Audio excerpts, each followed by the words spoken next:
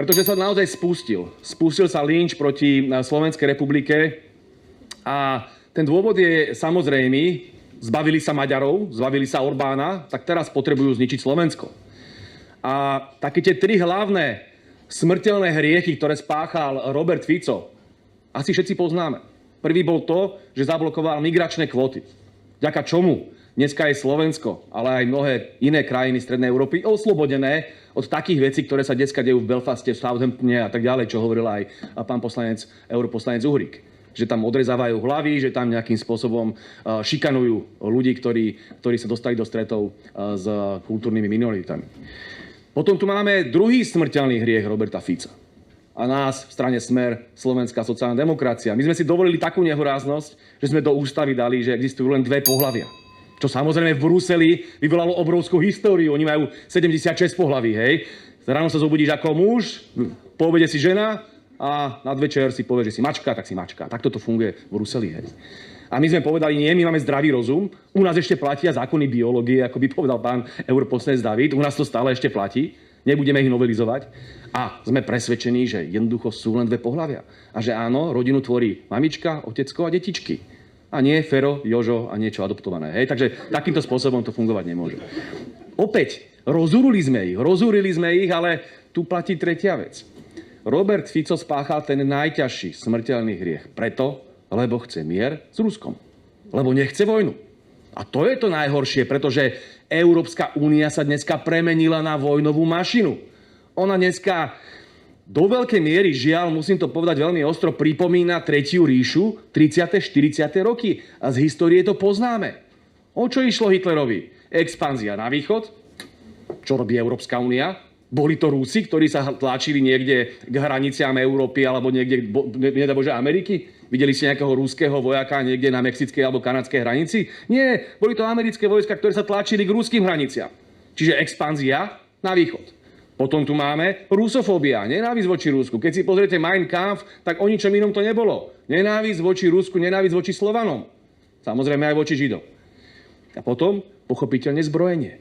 Ja keď si pozerám, čo dneska za zisky dosahuje Rheinmetall, čo bol kedysi ten slávny nacistický podnik, ktorý ovládal Hermann Göring, tak je to zhruba už na tej istej úrovni, ak nie horšie. Oni rastú neuveriteľne. Už sa nemeckého zbrojenia obávajú Poliaci aj Francúzi, už to začína byť téma. Už sa vraciame naozaj do tých 30. a 40. rokov. Bačko Mináč, slávny slovenský vlásenec, intelektuál, spisovateľ, v 90. rokoch na úvod hovoril o Európskej únii ako o nebezpečnom projekte preto, lebo bol presvedčený, že to, čo sa Nemcom nepodarilo vojensky, týmto spôsobom páchajú ekonomicky. Že to je neokoloniálny projekt. Že oni nás dneska neobsudzujú armádami, možno, že dneska nie sme protektoráty, možno, že tu nemáme nejaké nacistických by som povedal satelity a podobne, ale máme tu neokoloniálne pánstvo. To znamená, že ekonomicky nás ovládajú kompletne.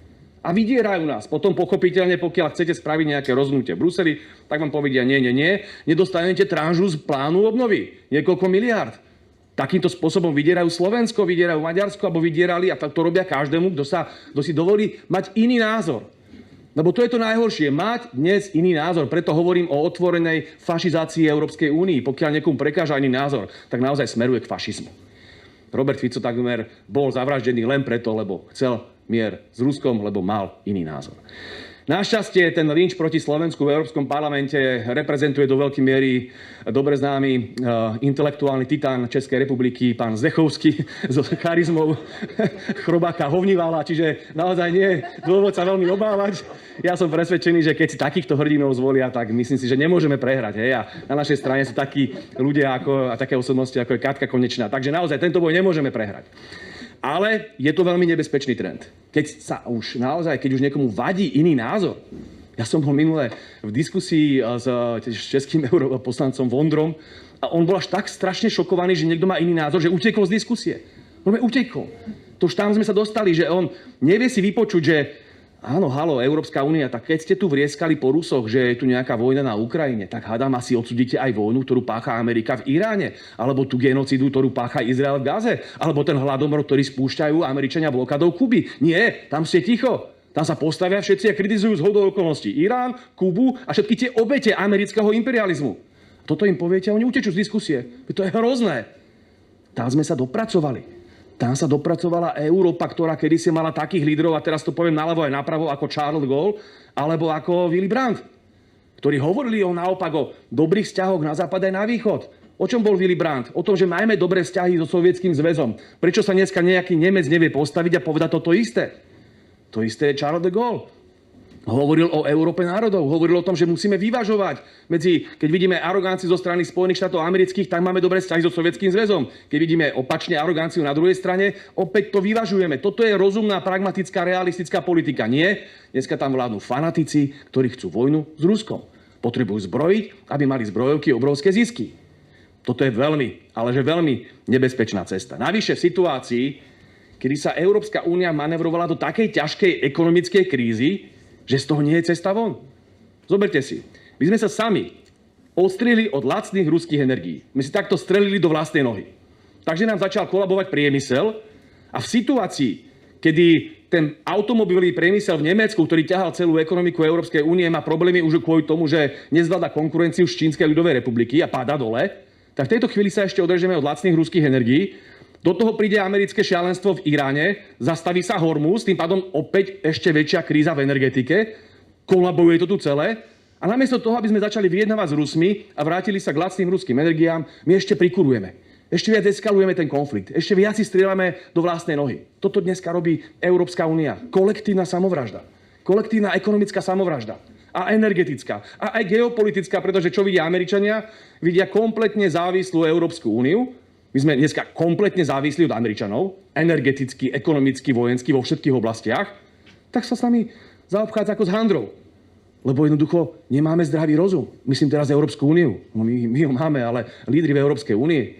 Namiesto toho, aby teraz vyvažovali a jednali s Ruskom, jednali s Čínou a nejak sa postavili aj voči tomu americkému imperializmu. Však jednoducho za daných okolností, pokiaľ by ste spolupracovali so združením BRICS a urobili protiváhu tomu, čo dneska robia Američania s Izraelom, tak by ste vytvorili to, čo je predpokladom každého mieru. Pokiaľ bereme vážne jedného z najvýznamnejších realistických filozofov Kennetha Waltza. Rovnováha je jediný spôsob, ako doručiť mier.